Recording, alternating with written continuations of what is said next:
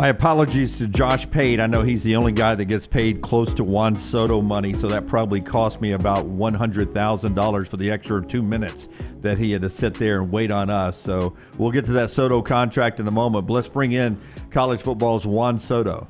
Wow, what a compliment to you, Pate. I didn't see that one coming this morning.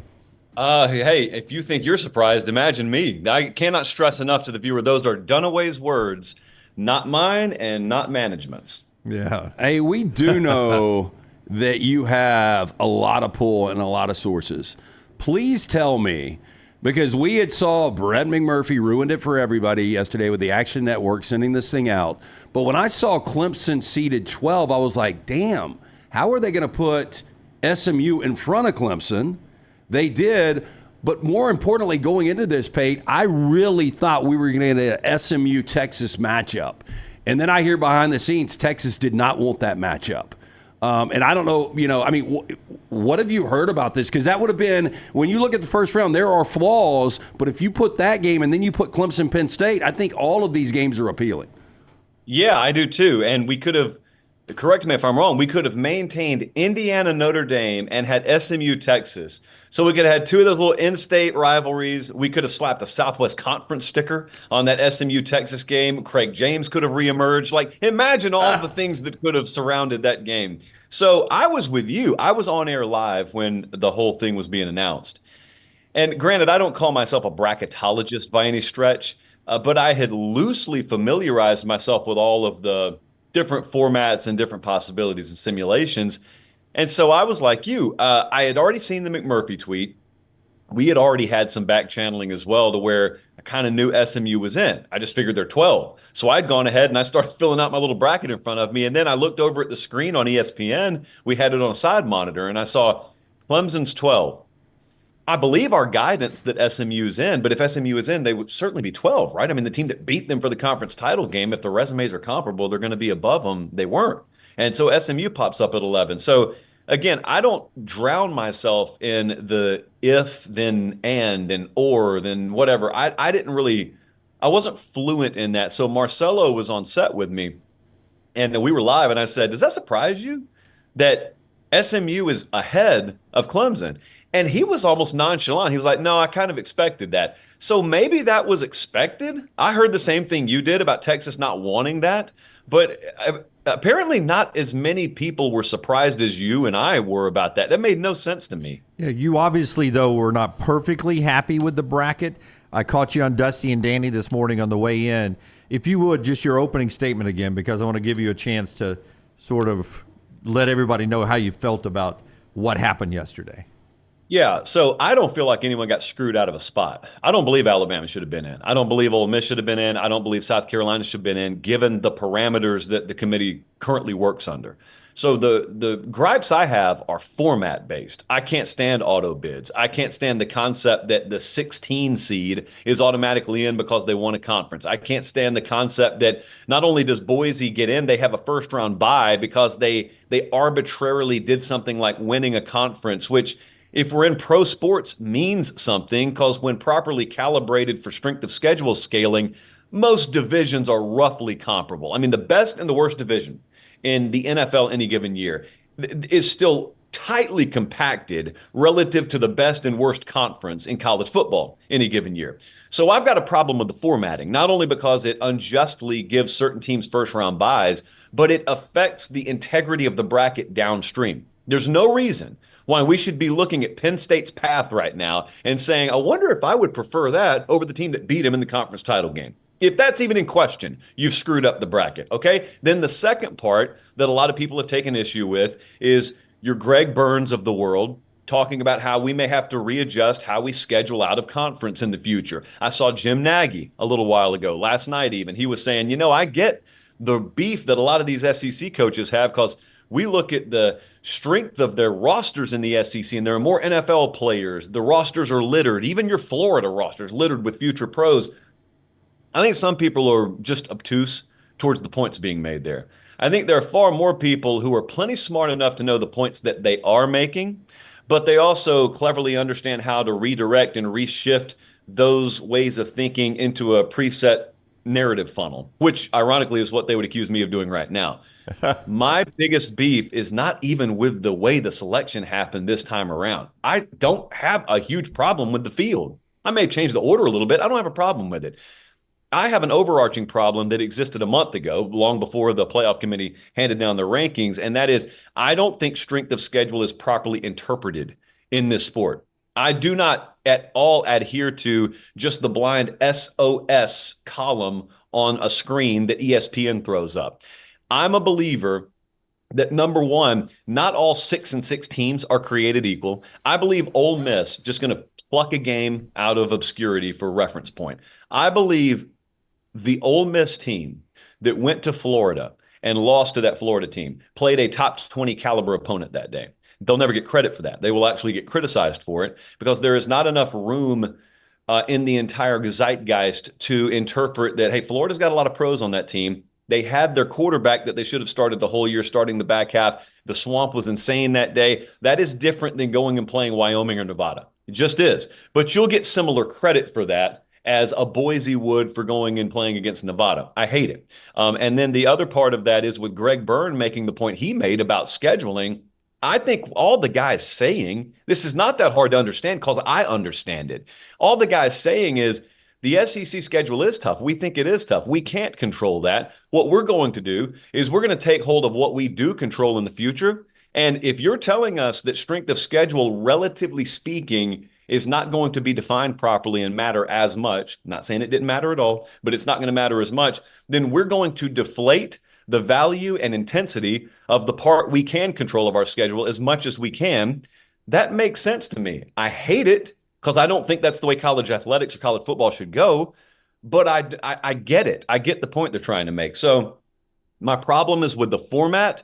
My problem is with the process. I do not, ironically, have a huge problem with the teams they put in this year. I don't care if they put SMU in. Bama screwed themselves. The committee didn't screw Bama. Bama screwed themselves. But long-term, teams will eventually get screwed and not have benefit of doubt because of arbitrary metrics that I don't think are properly tracked in the sport. Sunday, Tuesday, Thursday is when you see the Josh Pate College Football Show at Josh Pate CFB. That show is on YouTube. Do the same thing you do for us, please. Subscribe, set your alerts, give him thumbs ups. The same thing we ask you to do for us, do for Josh. He's on the JohnstonRVCenter.com hotline.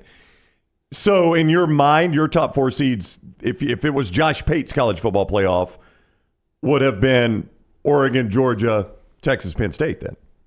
Yeah, it would have been whatever the real top four is. Yeah, that's exactly. how I would see it. I would have I would ban the phrase auto bid. I wouldn't have it anywhere near my process. So I would have put the top four in there. Yeah. Yeah, I think I've said this all along. If you want to do something for conference champions, I maybe guarantee them a home game. So Clemson would have been the 8th seed. They won a conference championship. They get to play at Death Valley. I mean, to me, that is enough of a reward for winning a conference championship. I think it is. I think all three of you know as well as I do, and everyone watching is, depending on your college football worldview, you're always going to come to an impasse in this argument. There are those who think that talking about college football conferences the way you talk about pro football conferences is perfectly fine. And there are those of us who think this is an apples to bowling ball comparison. Nothing about college football's landscape looks like the NFL. All conferences are not equal. It's possible that in any given year, 3 of the best teams in the country play in the Big Ten. I shouldn't just be blindly guaranteeing 1 seat per conference. I don't think that format makes sense. Depending on your worldview, that's where you'll sit at the table when it comes to this argument, and you'll never get resolution. And then, look, let's just be real. As much as claims of SEC bias are thrown around this time of year, most of the time what I've observed is the logic being used from the folks claiming SEC bias is no more sound than the people they're throwing the claims at. It's just they come from a position of SEC hater. Their logic is just as twisted and backwards. It's just that they understand, well, we can sing this because there'll be a chorus behind us, because a lot of folks do dislike the SEC with good reason. And so it doesn't really matter if our logic has a leg to stand on. We'll just blindly yell it. We all agree Alabama didn't get screwed. All of these teams had flaws. But going back to Saturday night, the way this thing played out was the worst case scenario, in my opinion, for Alabama. 24-7 at half, Clemson, 31-14 going into the fourth quarter. The interview going into the fourth quarter with Rhett Lashley on the sidelines, you could tell he was rattled. Like, we're probably not in this college football playoff at this moment. What do you think the number was? Because Dunaway asked this earlier. I said 10 or more. I think they would have been out. I think if it would have played the other way, I think if SMU would have blown a 17-point lead and lost the game, I think Alabama might have gotten in. I think this was the worst-case scenario, the way it played out for Alabama. Yeah, I think double digits was the number. Mind you, just understand how stupid it is that we're throwing this around. Yep. The difference between 9 points or 10 points. But I do agree with you. I thought I was in a rental car shuttle at DFW, and everybody on the bus is, they're all watching their phone, they're watching the game. I wasn't saying a word because I'm an introvert and I hate being around people, but everyone else on the bus was talking. And that's what they were saying. They were saying, SMU, they got to cut this thing to within 7. As long as it's single digits, maybe like a one possession thing, they're going to be in versus going to be out. But you're right about Rhett Lashley.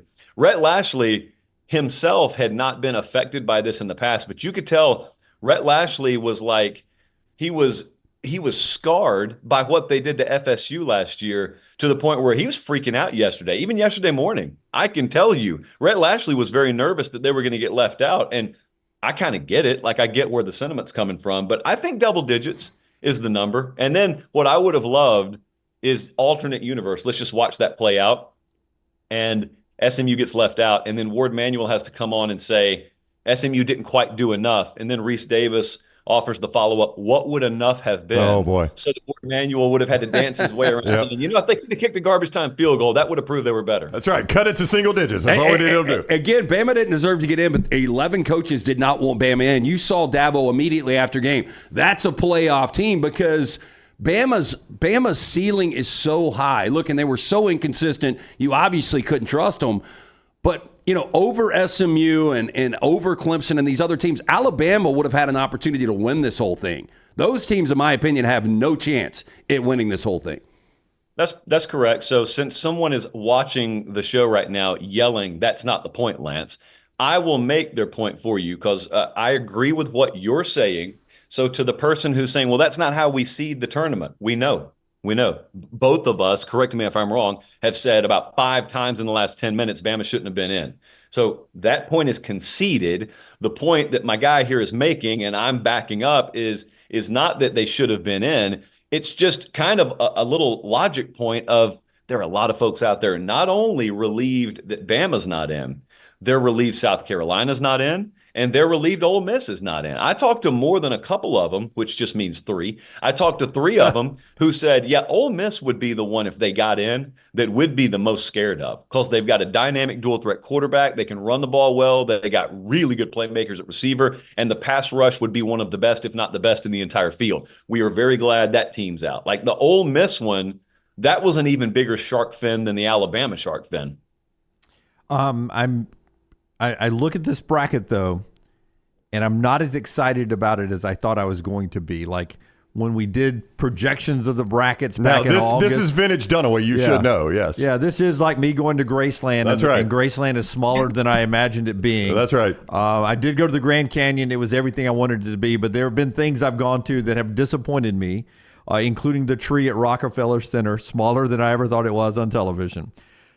This bracket, when we were doing the scenarios in August, I was like, oh, man, look at all the brands playing each other and everything. And we get here, and it's Arizona State, it's Boise State, it's SMU, it's Indiana. There's a part of me that sort of is an ESPN, ABC exec saying, I wish we had a few more brands in this thing. Am I wrong? Does this show the TV doesn't control everything? Because the brands would have been a little different, I believe, if they controlled everything. I sure do hope people are paying attention to what you just said because it is a very sound argument. I've got a lot of people out there in my audience. You probably got a lot in your audience, and there are a lot just on the college football streets who will swear to you this whole thing's rigged. It's all a production by the major networks, and the big brands will always get the access door that the little guy does not. Okay. Whether you think SMU or Alabama should have gotten in here, there was a viable argument going on. Like there was legit oxygen in the room for Alabama to make it in. I just asked those out there who believe that the nefarious powers that be always lean big brand over small brand. What happened here? They go on vacation? Did they just check out? Did they say, I'll be back, and then they got back? Oh, man, I missed the reveal. How does that happen? Not only is it Alabama left out, which I agree with for the 19th time, but you've also got two more SEC teams and Miami, Dunaway. Miami's also a big brand. And they're all out there just knocking on the door saying, let us in. And it's within marginable, reasonable doubt to let them in, and they didn't let them in. They put SMU in there. What happened there? Now, of course, the folks who claim that, the flat earthers out there of college football, it's this right here, and it's going to stomp feed. It's going to la, can't hear you. And then the next time that an SEC team or even like a big name Ohio State or Notre Dame gets benefit of the doubt, it'll just revert right back. But I think these kinds of data points are important because what just happened just happened. You didn't misread the room. SMU got in at the expense of really four big brands lined up behind them. I am convinced that Texas said, we don't want to play SMU.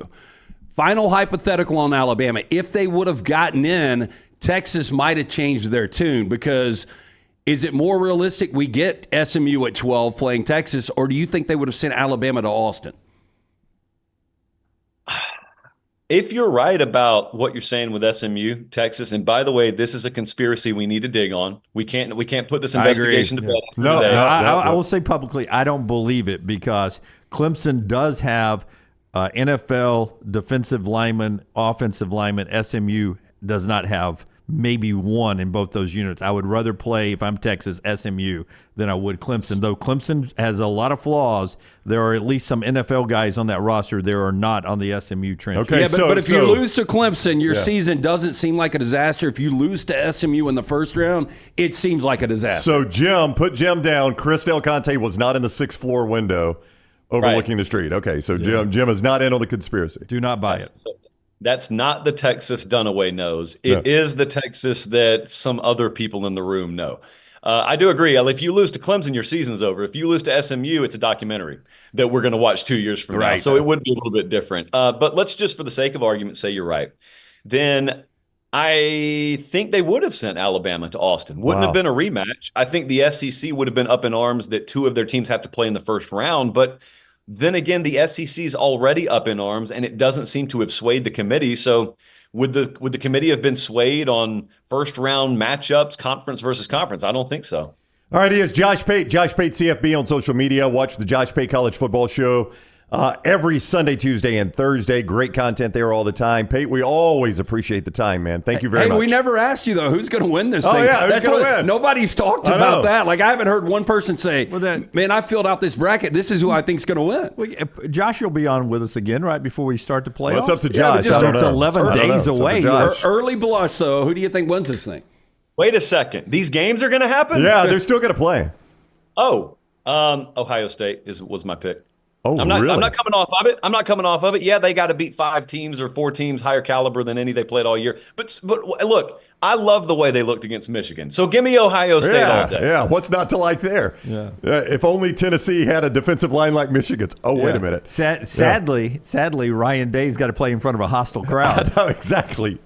How about that point Herbstreit made? Yes. Former Buckeye, mind you. I kind of low key would rather we go on the road for this one. Maybe a more environment on the road. On the day his son committed to Michigan, by the way. I mean, what a day for Herbstreit that was. Yeah, Ryan Day, no doubt, will get more barbs running out of the tunnel in Columbus than he would have in Knoxville. Yeah, Heupel, they'll cheer for Heupel. Yeah, and do you think, like, end him. I've heard, and I think it's a little over the top, but there might be some legitimacy to it. I heard Feinbaum this morning say, if they lose that game to Tennessee, he believes Ryan Day will get fired. Oh, my gosh.